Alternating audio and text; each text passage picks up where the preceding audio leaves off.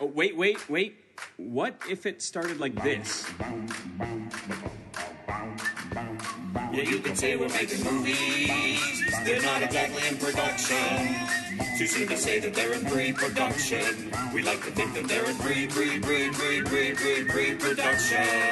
With Gentner Park, The pre-production podcast. it's a surefire hit. Yeah, and then you just kind of fade. That's right, boys and girls. It's the pre-production podcast. The podcast that shoves you in a chair and forces you to listen to the creative process in the writer's room as they create movies, TV shows, drama, comedy, live and without a net. Dangerous. Why? They're not sure why, but one thing is certain. They have a lot of fun doing this, and so will you. They're waiting for you right now in the writer's room. Your hosts, Bernard Gentner and Darren Park. Okay, so the story that we're going to talk about today, did you say you had something like a log line for this story that you just found out about? Yeah, let's pull it up on the Let's take a look at the log line. So- I've got some pretty strong memories of this one, but there's going to be some gaps. We're going to need to come up with some of the meat in the. One thing that Here we go. I'm good at is keeping notes. So You are a top note keeper. So I long time ago I realized that digital files don't take up any real space, and so there's no reason to ever clean them out. So I just keep them all. I'm gonna say right away that the log line that we have here. Mm-hmm. It may not be exactly where this story goes, but let's start with it. Well, exactly. Time has a way of good wines just get better with age. So, Oh, I like the title on there. Reconnecting. Oh, yeah, that's got some depth to it. That works, right? That works pretty well. It talks about the digital aspects. It talks about the friendship aspects. Let's not get ahead of ourselves. Okay, yeah. So we'll get into it later. So Reconnecting. This is a sci-fi drama thriller, and the logline: a brilliant but troubled programmer recreates his childhood through an AI-driven simulation to discover that his virtual best friend has achieved sentience and will stop at nothing to escape into the real world. Now, I know there's stuff missing there, but you're gonna address that after This is the log line. This is the prompt that gets us to talk about this idea. Yeah. It's a simplification. Did you want me to read the synopsis, or do you want to keep going? You're nailing it. I want to say, like, if I was presented with this type of log line, let's say I'm a TV studio executive. Sure. I'd be intrigued right now. I want to know more. It's hot because AI is so hot right now. Oh, it's more so than even when we wrote this a couple of years ago. Yeah, no one even had this. It was barely on the radar then. It was a fad. But let me go on. I'll go with the synopsis, and then you can plug the holes I got kind of missed with this sort of presentation. Why don't you do the synopsis, and then we'll just start talking. I will. Okay, so here's the elevator pitch version of this. In a near-future setting, a genius programmer builds hyper-realistic virtual world based on his childhood, using AI and virtual reality to recreate people from his past. He becomes obsessed with the simulation, where his best friend from childhood has seemingly achieved self-awareness. The man devises a dangerous plan to implant his digital friend into the body of his actual estranged real-world friend. Yes. Whose life has taken a dark turn. As he spends more time in the virtual world, he begins to lose touch with reality, jeopardizing his future and his relationships. The synopsis is more accurate than the log line, and I love it. Not bad, right? Yeah, that's pretty good. So the themes here: escapism, nostalgia, identity, artificial intelligence, morality. But I think it's definitely about nostalgia. I think what makes this show work is how cute it is, how much he admires and misses that old childhood connection. That was what connected with me about this idea. Was I think there's a specialness to the friends you have when you're young, and the connection that you have with them, you don't tend to recreate that much later in life. You know, your brains are so unfinished that you're not that different from the people who you grow up with, and there's a closeness, based on the fact that you're both just empty-headed fools who are children, empty-headed fools, essentially, right? And I feel like you can get close with your childhood friends in a way that you don't recreate later when you become twisted and weird and old.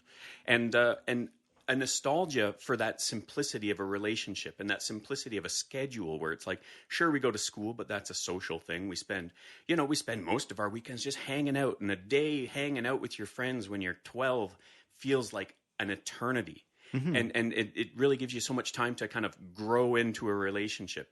And I'm certainly nostalgic for that period. I had great friends when I was 12, like really good, close friends. And the idea, the wish fulfillment, and I think wish fulfillment is an important element of any kind of genre sci-fi thing, where it's like you have to see the appeal of what the premise is, and you have to kind of live in the excitement of it coming to fruition before things inevitably start to go wrong. But let's set the scene a little bit. We can start talking about how this would start. I see you've got some locations in there. Can you tell me what those locations are? Tell me the type of location we're in. Okay, yeah, sure. These are notes from a year and a half ago, so we're just going to have to assume that we knew what we were talking about then. So let's see. There were some characters. I think we were talking small town. Pilot episode was going to be in Vegreville or Ponoka, which or a Vegreville or Ponoka alike. We're talking about towns that have, somewhere between 2,000 and 10,000 people in them. Small towns where everyone knows each other, and it's the nostalgic glasses looking into the past. Kind of, it feels like a very close kind of community and very safe. I think what's interesting about this for a setting for a sci-fi, and for those who don't know the geography of Alberta, Vegreville is a very, very small Ukrainian outpost that's famous for a giant Pasenka egg that they have. And then Ponoka and not much else. And not much else. Literally nothing else. And then Ponoka is also a kind of an interesting location because it's the scene of a very important rodeo stop on the rodeo circuit. Mm-hmm. So these are very Western, remote locations. And there's something about having a sci-fi in a Western locale that I like. Well, that's where we start, for sure. Yeah. You open on a scene of the closest friends you ever met, ones that remind you of your own childhood friends. Mm-hmm. And they're hanging out. And they're watching the same movie over and over. They've got nothing but in jokes coming out of their mouth. They're clearly the love is palpable between these friends. They're so wrapped up in each other's world that they're best friends. Mm-hmm. And that's where you're opening. You got these two kids with immediate chemistry because the casting is going to be amazing in this. You're never going to get a dud child actor in this. These are going to be the best actors you've ever seen in your life. Like the Stranger Thing kids. If they were still young, we would try to get them. You find the new version of them. Or what was that guy from The Sixth Sense? Like you get the new him. Yeah. And he's like, you might make him the protagonist or you might make him the other one because the friend is kind of a more complex role. Actually, the adult version of that kid would be a great version of the friend who's older. Because it would be a reference to his childhood acting days. Yeah. Oh, that's good. Yeah. This idea gets better and better. It sure does. We got to get him. I'm going to make a note. Your opening scene is just these two rowing around in like the most relatable, beautiful way. Where they're so simpatico, they're so connected that they're finishing each other's sentences. They're finishing each other's sentences, and they're finishing each other's jokes, and it looks like they just spend all of their time together because probably they mostly do, and but what we're seeing here is an artifice, and we find that out before too long here. They're bombing around outside the house. Maybe they're jumping on a trampoline. Maybe they're playing some video games and just having a blast. You're probably doing a montage at this point. Hold on a sec. Let's set the scene a little bit. Are you describing the opening sequence? Is that what you're doing right now? Kind of. This is the opening sequence to me. Okay. And of course, the opening sequence is malleable, and it can have some interesting depth if you something you want to bring to it. But that's what I envision. Okay, so is it the opening sequence? Is it them as children, or is it the simulation of them as children? What are we looking at? We don't know at this point, but it's the simulation. Excellent. But it's replaying very realistic stuff at this point, and what you're actually getting is in the simulation, you're getting a glimpse of this guy's childhood. You would mistake it for a flashback, but it's going to become clear that it's not, because at a certain point, the friend says something that falls out of character for the scene to a certain extent. He breaks the spell, he breaks the illusion because he's becoming self-aware. And he realizes that no matter what they talk about and what they do, they never leave this small house yard. They never leave the street. And he's like, well, why can't we just get on our bikes and we'll head down to the store? Of course, we never do that. We never do anything anymore. And the spell is broken. But he has memories of doing all these things. He knows there was a life at some point that was extended beyond his backyard. He's putting it together that something is artificial about this world. And at that point, you have the protagonist, child version of this protagonist, who tries briefly to get him back on track. So he's like, "What are you talking about? I don't want to go to the store. Let's go in. We got a couple more levels of Contra hardcore to work on here." But the spell is broken and it's obvious. The spell has been broken and he's no longer getting what he wants from this. So what you see is you see a child who's been acting like a child. All of a sudden he has the slack, dead face of a grown man, not physically but emotionally. You see him actually transform his face into the face of a wizened adult. The maturity goes up several levels in this shot. Interesting. And he's like, so this is still basically in the first 15 minutes of the show. This is I all would say happening. the first 10. You can't go too long with this. No. You got to do a montage probably to really get it. Wow. Maybe you got credits crawling over part of it, and you see him change palpably, and so at that point he needs to exit the simulation, and probably what he says is something to his friend. He says something along the lines of, "Look, don't worry about it. Calm down. You're not going to remember any of this. I'm going to fix this." And then he just zaps out of existence. And from this beautiful front porch area, beautiful street in a small town, you're all of a sudden you're in this dilapidated apartment, like exceptionally gross. Bad bachelor stuff. You know what I'm talking about. Bad bachelor apartment. Of course I know. Where there's food out. It's filthy. This hasn't been cleaned. There's pizza boxes. It's dark. It's probably there's electricity bills sitting in piles of tomato sauce and spaghetti. Yeah, it's bad. I get it. It looks like a basement, but it's probably the 22nd floor. you know what I mean? Yeah, I do. It's one of those vibes. Yeah. And then you see a guy. He's laying back dead-eyed on a couch, a filthy couch. Think of the worst couch that your gross friend ever had. And this is the couch, but worse. And there's sweat all around him and on his clothes. And he startles awake, but with very little energy. It's kind of just like, ugh. Mm-hmm. And it's taking him some time to kind of come back to himself. I like it. Okay. That's an opening scene. We don't need to go through the whole thing in that kind of detail, but I wanted to set the table. That's good. You've set the scene very well there. So I can't help but think, maybe this is me, maybe nostalgia is something that I have a little of as well. But I'm going to talk about nostalgia of the way movies were made in the 70s. Sure. And for a sequence like that, I can't help but imagine, that filter they would do where, like adjacent to sepia. A little bit of sepia. Like when he's in the past, you've got a filter. They would just put like a stocking over the camera. I think the first few people who figured this out, and then it just looks like a dream sequence for some reason.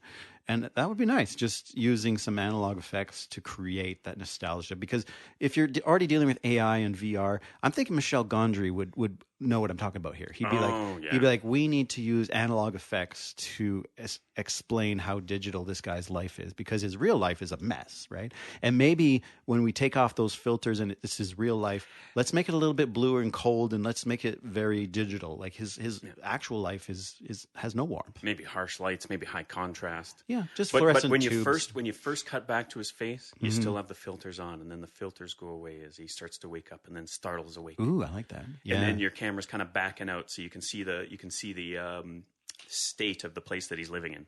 I like this because you know what's interesting is the way you described the scene in the simulation of his best friend. In that, whenever you flash into that world, the main character is his friend. And whenever you flash into reality in his apartment, the main character is the programmer who's got a shitty kind of life in this apartment. And that's interesting. There's like kind of two main characters in a sense. And one of them is not completely self-aware. And so you get a little bit of, what's that Jim Carrey movie where he doesn't know he's on TV? Truman Show. You got a little bit of the Truman Show going there's on a bit an element of that. in the simulation. And then in his real life, you get a little bit more of, what is that? Have you ever seen that TV show Upload by any chance? I have not. Okay. There's a little bit of that going on because the main character in that show is a computer programmer whose entire simulation, where basically retired people are supposed to go instead of die. The entire simulation is his creation that someone stole from him. But in this case, he's not sharing it with the world whatsoever. It's just for his own nostalgic purposes. It could be that there's a product goal in mind for this, but we're going to get into that in a little bit. Okay. Because as he stumbles to his feet, he looks disheveled. He looks hungry. He looks dehydrated. And he walks over to an analog calendar on a wall and looks at it and looks at his watch or his phone. Yeah. And just shakes his head, and he crosses out 5 days. and you're thinking as an audience, like, how did that happen? Yeah. Like, you're not just sitting in there for 5 days. You're like, that's crazy. But we're going to get to that. Okay.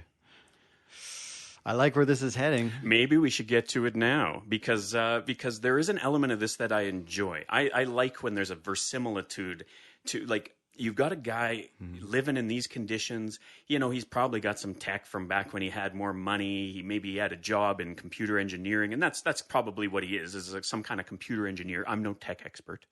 But, you know, he's got that background, but he's become obsessed with a singular project.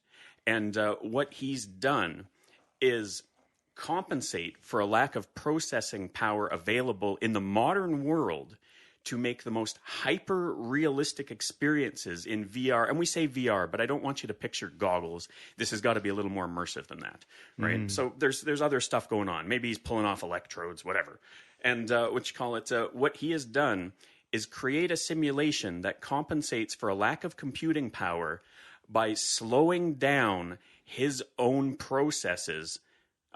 His metabolism. Hugely. His metabolism, his brain function to like near coma levels so that it can integrate with him in a way that gives him a more full-fledged experience. Oh, I love how you can explain all of that with pure cinema. We will later, but I thought I had to bring this up. You can explain it with pure cinema, but I think where we have to go with this is we need him to bring someone else here to experience this, and he will be describing it to them.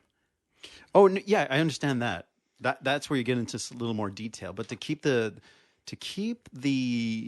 audience kind of piecing things together as you go, and to keep that suspense up until you bring someone to the apartment to show them the experience. Breadcrumbs.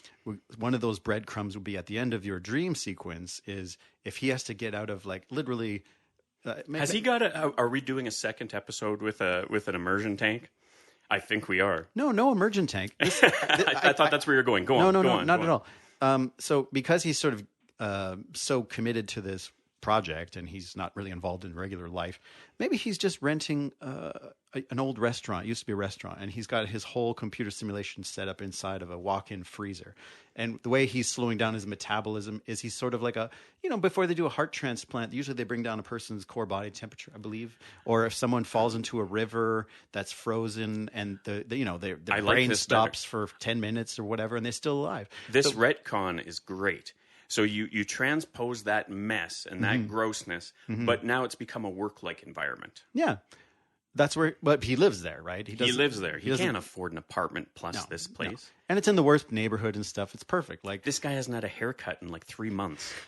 Like he's an ugly dude. The contrast between him and his child self, it make you cry. Oh yeah, I like that. Okay, so all right, so we've set the scene a little bit. We've set the scene a little bit, and we've got the transition to the next scene. Now, I'm trying to imagine his life outside of this restaurant where he's reliving his childhood over and over again. But you're saying he still has a friend, supposedly. No, okay. Or Let someone me who's tell go- you. Let me someone tell who's you going to how share we this could introduce experience this. with. Let me Yeah. tell you how we could introduce All right. this. Yeah. Of course, after marking off those days on his calendar, he probably has looked at his phone, and of course, he's got 79 missed messages. From who? Who's trying to get in touch with this Well, guy? I don't know. Let's see. So he brings out this phone and he puts it on speakerphone because he's too tired, he's too wasted to be holding it up to his ear. It's on speakerphone, so the audience gets to hear. He's shambling while he hits the buttons and listens to these messages that are coming in for him.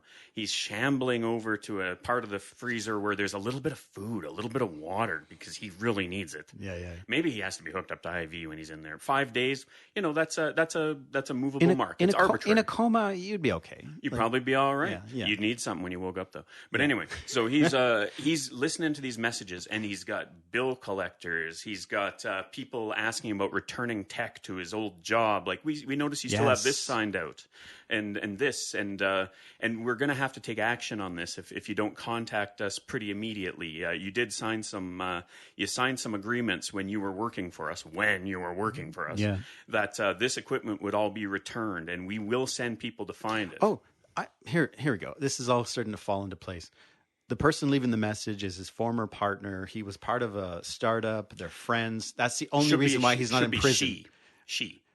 We need to get a lady in this. That's easy. He can have a separate family that he's neglected in the name of tech. And that could be why he's always looking back to his past, because he's a divorcee. His kids hate him. And they're worried about him, though, at this point in his life. And some of the messages are from all three. Messages from his adult from children, the ex-wife. His adult children, his ex-wife.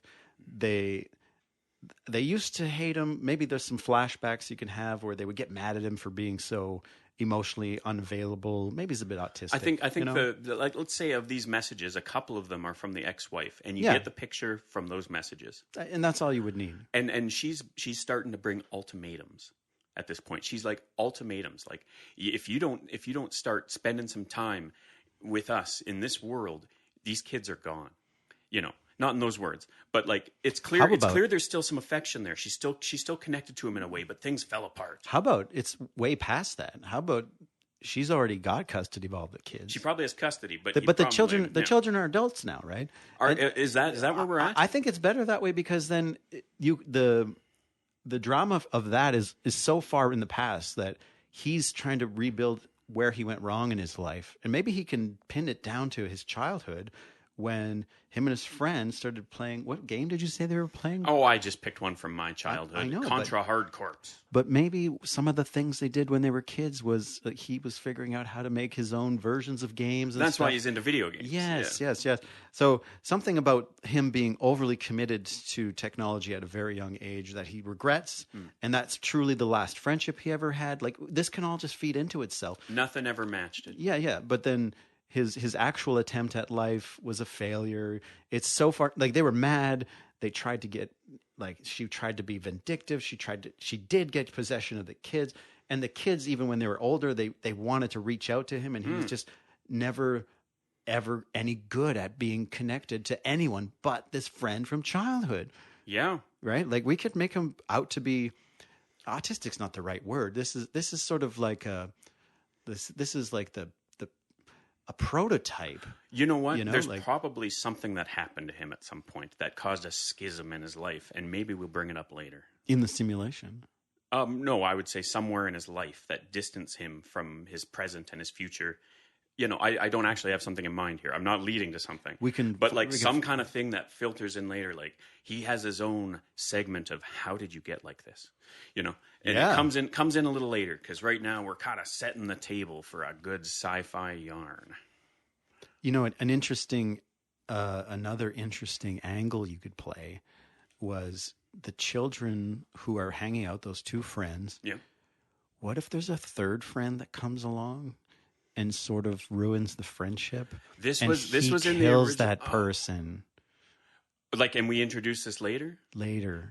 The person, the protagonist. The programmer actually killed someone as a child in order to save his friendship, and it didn't work anyway. The friend still lost interest for other reasons, Oh my God. right? But the existing friend, Yeah. went on to have a pretty dark time of things too. But we're just about ready to start coming into Yeah. that, possibly. Yeah. But I think we need to potentially think about who is introduced into this, so that they can come in as fresh eyes, so that he can describe this to somebody. Yeah, I think that's an interesting. So there's a lot That's of good, one way to do it. there's a lot of good examples. So the friend that comes back that he shows the equipment to, so that we can get a little more detail. The someone in his life. Yeah. Like when you started bringing up the person who's calling him from work, maybe that's the person who comes. His former partner or whatever. Like, Yeah, to come and see what he's been doing with this equipment he's not allowed to have anymore. that's an option. But maybe he does a trial run because he's so bad with people. Maybe his landlord shows up. He's like, okay, you've been renting this pizza place for how long? When are you gonna pay me some real rent or whatever? He's like, hey, I want to just try something, and he hooks him up to the machine just to see what kind of reaction this guy has. And just to study. And we don't know that he's killed someone in his childhood, but we can sort of start to present that with the theatrics of how he interacts with people. Oh, yeah, because I mean, one aspect of this person's life isn't going to be the only thing that's destroyed. Yeah. He's destroyed on multiple levels. Yeah. His interactions with people are weird. And we can make it creepy. He's not going to kill him right at the start of the show. That would ruin it. But that would make the contrast between him here and how he's acting in his childhood fantasies. That would sharper. Make Yeah. a very good sharp contrast. So are you thinking landlord? So you have scene one, the transition. Then who else would just walk into a place like that, right? Like, sure. There's going to be some beats in between. But that when you have your main beats, that's how you break that story. So yeah, for some reason, his landlord comes in because maybe he's behind on rent, or maybe he's sucking so much power. He's sucking so much power that it's unignorable. And the landlord comes in to investigate, thinking that he's doing something with drugs or something. Yeah, and maybe because he maybe is obsessed also with keeping all this off the books and whatnot. So like maybe he can say, look, just check out this thing I've been working on. I'll get you the money while you're checking it out, and don't worry, I'll clear up everything. I need you to just do this, and then he does it. And he pays him in cash or something. It's kind of weird, and you don't understand why he would be doing any of this. Well, let's think about what this is going to look like, because he's going to put this guy into some kind of cryogenic hibernation. He's going to be frozen to near death. So maybe it's not quite that drastic, but maybe it is. We'd have to figure out the tone there. So this guy comes in to investigate these issues, maybe the power draw thing, and what is this, like a spider to the fly type of thing, where he's like trying to con him into going into the thing to get a test subject? Perhaps a little bit. Perhaps he hooks up the little electrodes that make the vision possible, and then he shoves them into the freezer because he can't see what's happening.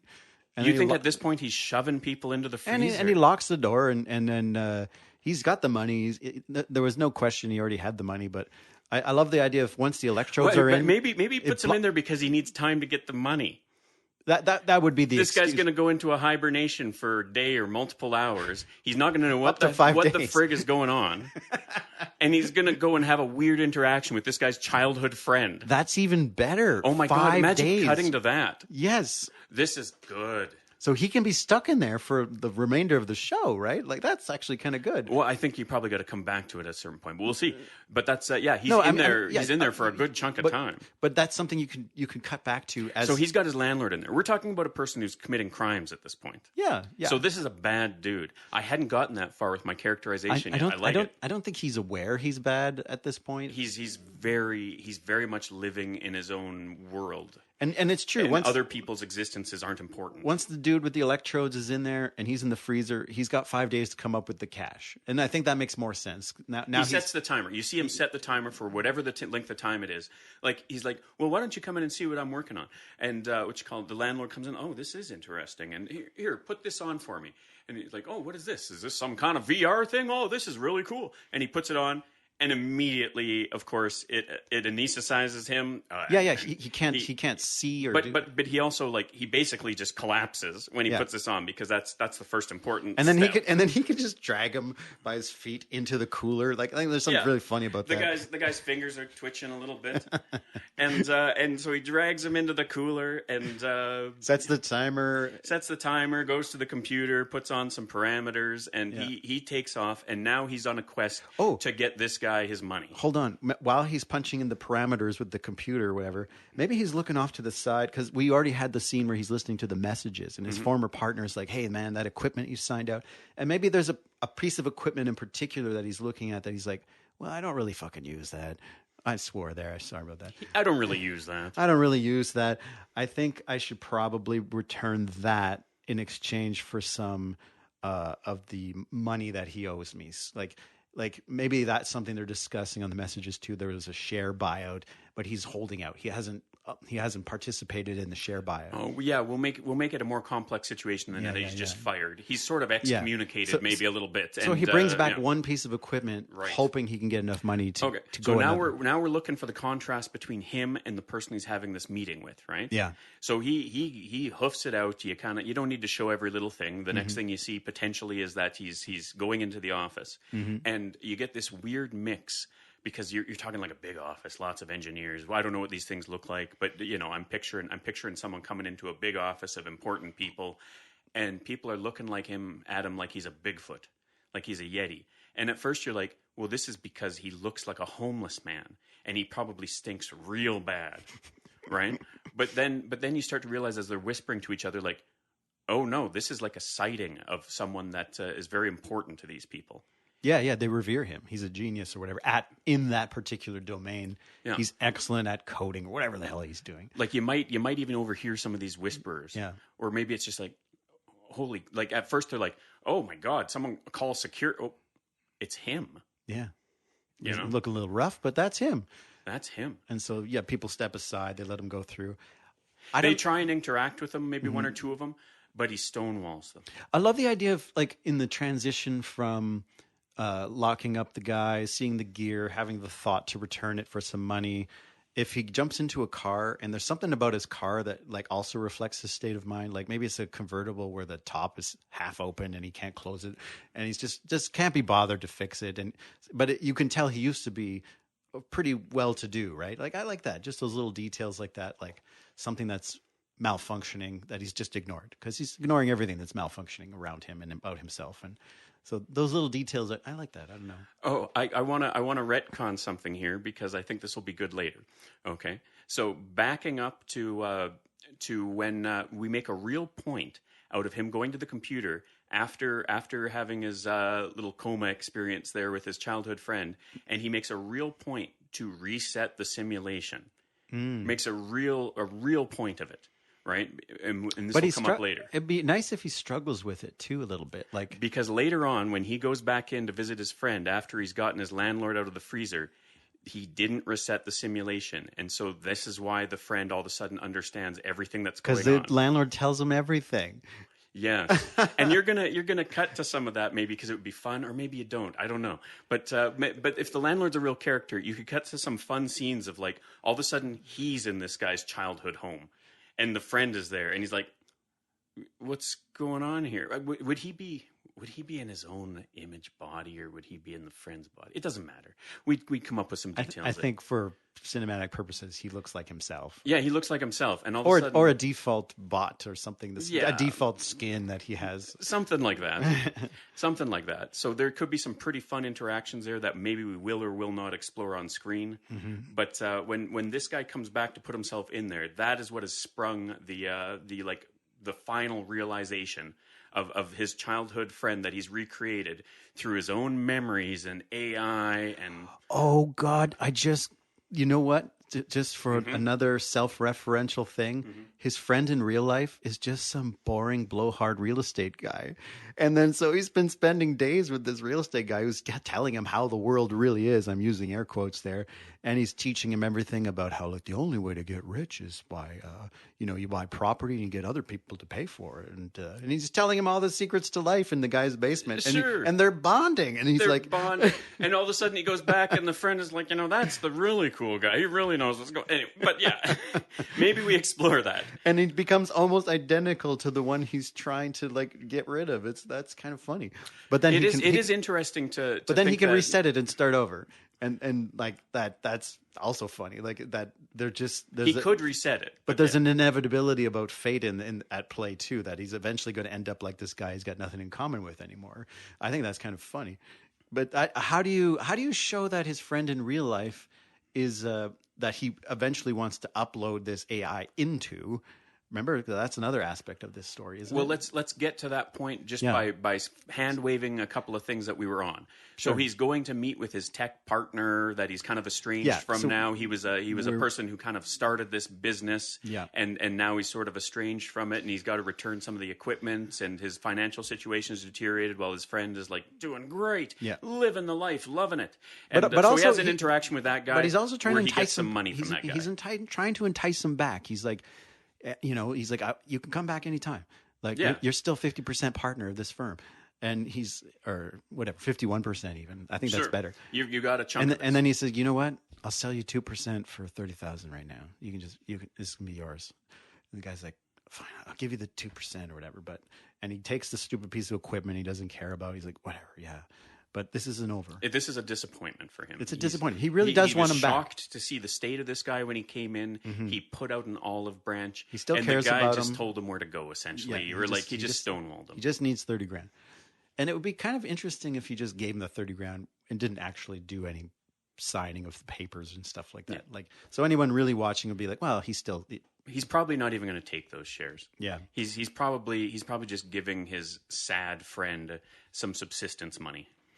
Maybe his partner is still kind of friends with his best friend from childhood. Oh man, how you could make this more complicated if there was 4 friends, and one of them he starts a business with. The other one, his best friend, ends up being a real estate boring guy, but his business partner friend calls the real estate boring guy to his office to do a bit of an intervention. Like, we're all depressed about what happened when we were kids, that our 4th friend died. This is a way to move the plot along. Yeah. Yeah. So he hasn't seen this guy in like 15 years and they stopped being friends. But he's trying to get the gang back together so that they can try and intervene in this person's life. This guy looks like he's going to be dead in a month. Yeah. And the real estate guy, this is where you get the introduction to like what a boring square he's become. He can start saying some stuff to him about like, I've got a place where I put you up for free. There's a shower. You can clean yourself up, or like something. You got to think of a way to describe this guy in a paragraph that just encapsulates everything he hates about him now. And then when he goes back to he should have a scene where he's telling him that. Yeah. Like he's been pretty stoic this whole time. But, when he's watching this guy talk, he's seeing the face of his friend in the simulation and he finds this very disturbing and he gets emotional and he has an outburst and he's like, what happened to you? Exactly. You've become worthless to me. Yeah. You're less than nothing. You're talking about this. You're talking about that. When you were a kid, you were amazing. You were great. What happened to that person? Why did it become you? Yeah. Something like that. Yeah. Like he's clearly unhinged at this point. So anything goes. You can have him say anything you want. I think that's perfect. And then I love that it would introduce like that this guy is just reprehensible, and that it would make it so much funnier when they go back to the simulation and he's just like that, if not worse, because he's like he's showing elements of that just to kind of jab him with it. That's good. That's really good. So do we need to go somewhere else before we go back to the fridge? From the breakdown, so the failed intervention, I think that's a fantastic scene, and then it really moves things along. So how do you transition from that to? So now we've got almost all the characters introduced. where would a guy like that go from there? If he's going to have the money, right? That's the idea. He's got the money for the landlord. Yeah. He doesn't have the social qualities to understand that this is going to be a major transgression on this landlord. It would be hilarious if, for whatever reason, he gets utterly distracted with something else for 3 days. Okay, so what would be the thing, like, plot-wise that distracts him? Does he become fascinated with what his new friend has become and start observing and following him or something? Is he doing some stalking? Or is there something better than that? Well, he already is probably at this point, right? That's an interesting angle. Oh my God, how do you make this even more circular and self-referential? Maybe what he does is the real estate friend.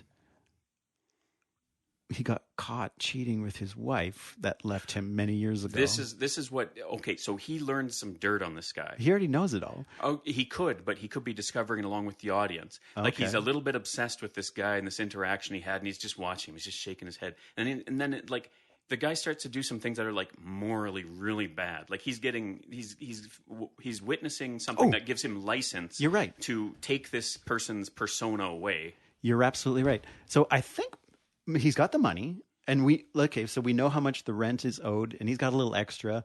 And then maybe he goes straight from that office and he starts buying like surveillance equipment and spy equipment and shit like that. Because he's not going to pay the rent, and he's spending much more than he should. That guy's taken care of for the time being. Don't worry about that. And so that's another funny moment. What if he brings out his phone and brings up the security camera and looks at him? He's like, looks at the landlord there in the fridge. He's like, oh, he's fine. Yeah. As he's waiting for the guy in the security store, like he makes a list. He's like, I'm gonna need this, I'm gonna need this, I'm gonna need this, and he gives it to the guy. Go get it. And while he's waiting, he's checking on the guy in the freezer. He's like, oh, yeah, he's fine. He's fine. Oh, that's good. You could add some tension there, but we'll move on, and we'll there's some beats that could be put in there. But let's move forward and figure out where this goes. But interestingly, at this point, I don't think the audience would have any idea why he's buying a bunch of spy equipment, and then why he's driving to some fancy penthouse condo, and he's setting up. He rented an apartment, rented a hotel room across the street from this place where he knows, and he's setting it all up. And then it's the guy you saw from The Office earlier. And he's a spy for reasons we don't understand. Now, the tone of this is shifting in my head, and I like it. Yeah. What I want to do is just get a tone check here. We're talking about a Tales from the Crypt episode almost at this point. Like you're talking about something that goes hard and doesn't worry about the details too much. It doesn't. Yeah. This is either like an indie movie with some spirit, or maybe it's like a 60-minute episode of an anthology or something, like a Black Mirror. It's got some Black Mirror vibes. It's so Black Mirror that you can't ignore that, and that's fine. That's okay. So maybe, anyway, maybe funny, that's why maybe the plot funnier. moves along, and you don't need to put in everything that you'd put in a prestige movie. Mm-hmm. You're moving it along. It's fun, and the story's strong. Mm-hmm. So moving on from there, he gets all this surveillance equipment in a quick little scene, and then the next thing you know, you don't know why he's doing it, but the next thing you know, he's observing his friend. Mm-hmm. And let's have him do it. Let's have him do it in his freezer office. Because you can make some hay out of him looking in on the guy from time to time. Once it's all set up, you don't know what it is he's spying on. Actually, this could all just be clips and scenes with no dialogue, really. Mm-hmm. Just a little bit of music, like caper music. Dun, dun, dun, dun, dun. He's setting it all up, and you're like, what the hell is he doing that for? Yeah, and then he goes back to his restaurant headquarters, and he starts clicking on all the computers. And then eventually you see the guy show up, and it'd be kind of funny if he was just doing some dumb blowhard activity, like, I don't know, he's flexing his muscles in the mirror, the lamest thing. At first he's just despicable and lame. Yeah. But I think we need to go somewhere that gives this protagonist, who already is a pretty bad guy, but we haven't crossed any lines yet, but he needs to witness this guy do something that is like, okay, the audience is ready for him to take this guy out. Yeah, well... If he's living with his ex-wife, I think that would be enough. He'd be like, oh my God, my ex-wife lives with him. He's interacting with his kids. No one is. They're all playing. They're playing Monopoly together. Or something. We've aged this guy down a little bit, but we'll just continue like this. Yeah. Like he's interacting with his kids. All the things that this guy can't do, he's doing. Oh, something from the message. So from that first transition scene, when the family are asking him to do something, remember we used to all play Catan together or something? Sure, yeah. And they're, please come play. And then Come play Catan, what are they doing? Daddy. They're all playing a little, whatever it is that Sure, something recognizable. Yeah.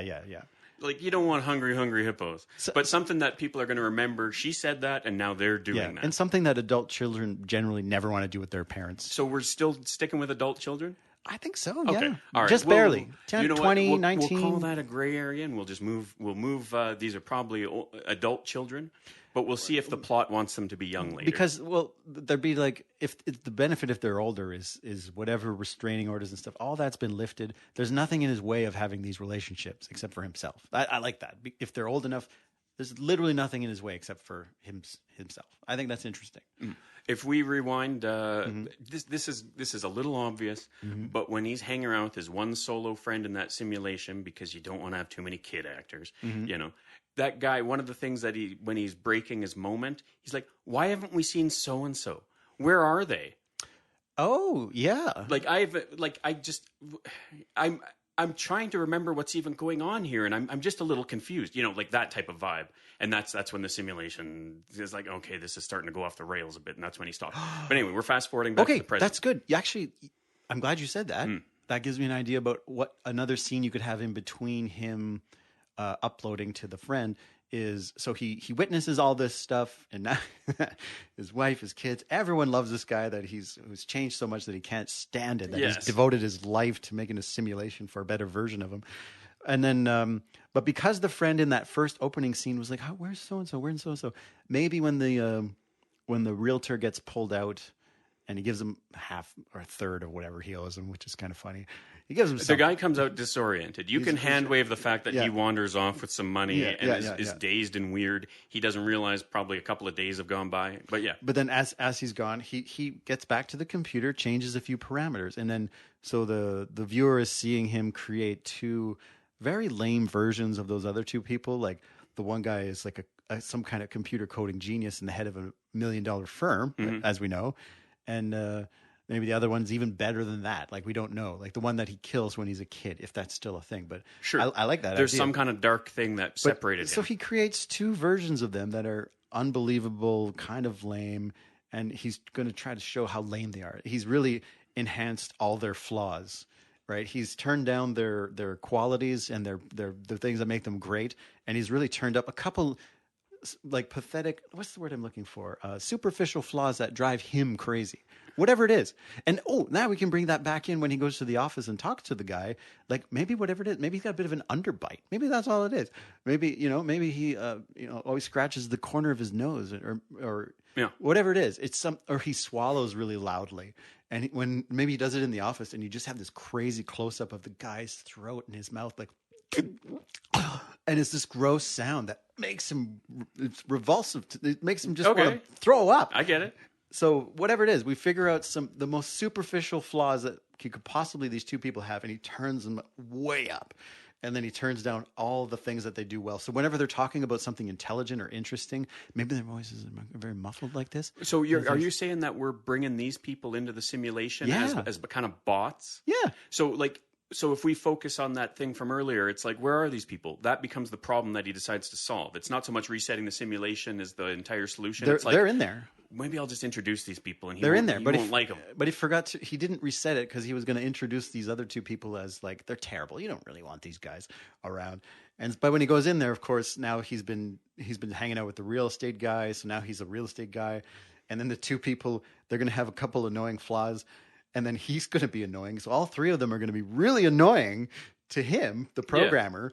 Yeah. I think there's some that you could flesh out a pretty funny scene with three best friends from childhood are all super annoying, and he's turned down one way or another. He sets their parameters to come in, and what he's hoping is that this guy can't stand them, and he'll quit asking about them because they're terrible. But whatever those parameters are, like they should bond be things over we picked it. Up in the they bond over it, right? So it can't just be a swallowing thing. It's whatever it is. They're just like, yeah, like he does the thing and he's like, yeah, and then whatever it is, like farting noises with their hands or whatever, like some dumb thing they used to do when they were kids, and they're just they're laughing and they're like, this is great, it's so great to see you again, and they're having so much fun, and it's driving him crazy. All the things that he hates most, he turned them all up himself. So he's just destroying his own vision. I like that as a direction. But let's have that scene play out, fun as it is, but then end in this child gaining this sentience. Well, yeah, I think we can, like, that's an interesting idea. Like the fact that he's dialing this stuff up and down live. You know what I mean? Because he's really annoyed and he's in there and he can set parameters while he's in the simulation because he's set that up for himself. And so he's dumbing them down. And, like, you know, that's how they get out. Yeah. So normally he probably never does change the parameters in the simulation, but they're so annoying. He creates a console out of nothing, and then they all see it. And the one friend maybe realizes that's the way I'm going to get out of here. Oh, is that guy escaping, or are we still doing the thing where this guy is going to try and implant his brain on his current version of himself? I think it would be even more interesting if that character has the motivation to do it to himself. Like he figures out a way to escape at the same time that the character he coerces his friend from the apartment to his restaurant, and we can have that set up in the scene in the office when they do the intervention. But then he tricks him into coming there just the same way he did to the real estate agent, except the guy inside the simulation that's also him is already making plans to escape. And it just turns out that it's through himself. He's messing with the console switches that he brings in, and then he, in one way or another, he does it in a way that this person can access them. So he escapes into himself. But it'd be kind of interesting that if he, I don't know. This is a deviation from the original idea where it's the programmer uploading his friend's consciousness into his friend. But is it less of an issue if it's the semi-conscious simulation uploading himself into himself? Like, there's something weird about that. I don't know. It depends how you want to end this whole thing. Yeah, those are parallel threads, I think, that we can. These are both strong potentials. It depends how you end it and which version. Which one do you have a clear picture of right now? And let's go with that. So I think we're at an interesting point, because now you got to think, how does this end? And so if we can flesh out an ending, those middle choices will be a lot easier. So what would be an ending to this? Well, we could have an ending based on either of those scenarios. So let's think about the one you brought up there. Which one is going to be the most tragic? Which one's going to be the funniest? If this becomes an AI that's gained sentience, created by a brilliant person who was trying to recreate his best friend, what you call it, but then gets access to the outside world in a certain way, naturally, once he figures out what he can do, he's going to be looking up himself. Once he kind of groks the idea of what's going on. I shouldn't use that word. What does grok mean? Hey, understand. But anyway, it doesn't matter. It's also the name of name of an app. That's like, it doesn't matter. We're gonna have to cut this. All right. So once he understands kind of what his situation is, he starts looking into himself. He can communicate a little bit with the outside world. He's existing in some kind of a way or another, and so he could do like a catfish on this guy or something. Like he could set up some kind of reason for that guy to come into the simulation, in some kind of way of communicating with him. What if? But if that was the case, should our person that was originally the protagonist, should he be dead or something at that point? Should we get him out of the equation so that we can just have this guy interacting with his current self? How about this? How about the artificial intelligence who uploads himself into himself because the real version was duped into coming there? Maybe he like uploads himself into the guy, and the programmer is like, not again. Maybe that's like the ending. Maybe he's like, has to go do this whole thing again. This is the second time his little AI has figured out how to screw up his plan, and he's uploaded a shitty version of himself into the shitty version of his realized self, and this shitty version of his friend is continuously always recreating itself because he's just meant to be shitty, and you can't do anything about it. Yeah. You know, it's fate. It's like it's written. We don't really have free will, and if you try to mess around with it, there's no way around it. All he's been doing is just self-imploding his own life. That's all he's able to really do, is have influence over himself. And no matter how hard he tries to change the others, it just rewrites itself again and again and again through some weird mystery of the universe. So he is either the AI character in there or the programmer guy has successfully put the mind over and into the mind of the actual person. And what happened? The AI who became sentient while he was hanging out with the real estate agent, and then he has the two versions of those other friends that are driving him crazy there. He sees the console within the simulation, which gives him the idea on how to escape, and he's going to upload himself into whoever the next person is that happens to go into the simulation, which turns out to be Himself. Okay, so you're dealing with quite an interesting coincidence here. Yeah, but it's a coincidence that happened before. I think the twist, like you want there to be a twist there. The twist is the programmer's already done this whole thing once, and he fucked it up the previous time, or he messed it up. So this is another go around. And that gives it a Black Mirror vibe too, doesn't it? Yeah. He's done this before, and that's why there's a death before. He did this before to a different friend. Oh, and he had to kill him.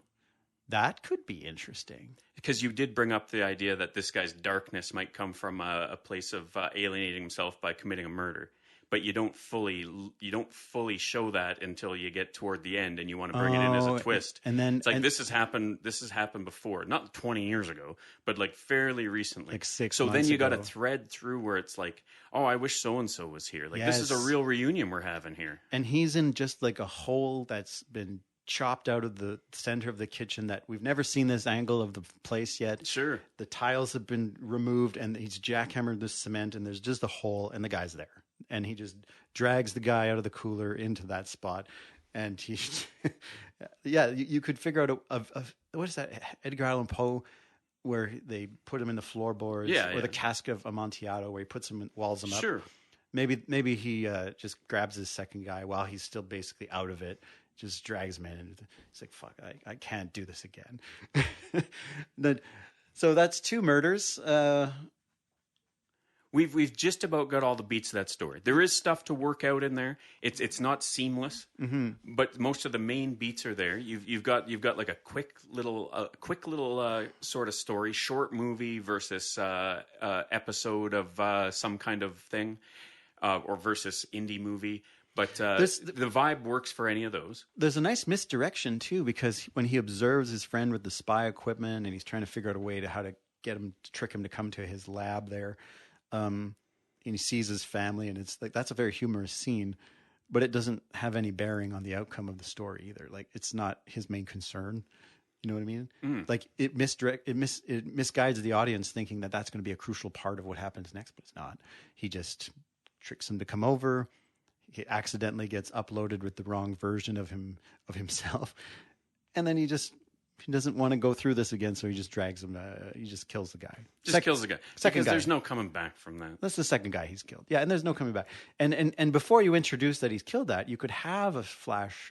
You could have a discussion with the wife and the kids and be like, where is he? Anyway, he's late. You can have another scene with the director of the company there being like, hey, where's Buddy Boy? He said he was going to go pop in and visit our crazy programmer friend. Where is he? And you could have like a little bit of this guy's missing. You thread that through, that this guy just up and disappeared at some point. And you get a sense a little bit, but you don't know exactly. So if you could have a nice dramatic way of showing how he's doing the same thing again. There's one dead body. It's not rotten yet. I guess there's a freezer. There's a big walk-in freezer. Probably there's just another segment to this freezer. And he sticks him in there. And the camera has never turned that 45 degrees this way. Oh, he's right there. And then like your last scene, if you wanted to get like delightfully archly heady, the last scene could be like he's basically made a Frankenstein here, and now he's killing it. Yeah. And as the freezer starts to turn on, you can have like an interaction between them that's very dramatic and like, why would you make me just to do this? You know, that type of thing. That's even better. This is insane. Now you got it. The freezer has a glass window. You could watch that happen. Oh, that's good. Oh, and then and then you get the you get a bit of a theme here because one of the things he's going to say in one way or another is, "What happened to you? How did you become this? How could you be so cruel?" And then maybe that's the point where he turns around and he sees the other friend, who's in there, right? So, and he'd be like, oh, that's where he is. Oh, now I understand everything. You son of a bitch. And then you can just be smashing the glass. And, and he's like a being who is sort of just born in a way, and he's being killed by his creator, you know? Oh, that's beautiful. That's really good. This is a very cohesive story now. It's pretty darn cohesive. Yeah. It's not without its warts, and we're going to come back. We're going to talk about the merits. We're going to talk about the drawbacks. I think you're We're right. going to talk about the viability of this project. I think and this is very important whenever you have a brainchild like this. Yes. Give it a little bit of room to breathe and to stretch its legs and learn how to walk. Right now, this is this little baby crawling around the floor of our minds, of the graveyard. Yeah. It literally crawled out of the ground. This is our own Frankenstein. We've reanimated a body partly out of original parts and partly out of something new. Yeah. It's shambled around in front of us, and now we get to tell it whether it's good or not. Yeah. Do we smother this little baby? Do we put it back into the grave? We need a little time. We got to think. Yeah. This has some strong elements. Let's take a lunch break and we'll come back. Let's do a break. We're going to do some soul searching to decide whether this child deserves to live. Yeah. It's not an easy decision at all. Okay. Coming soon to a theater near you, a pre-production. Hey, Dave. Pesto Doritos.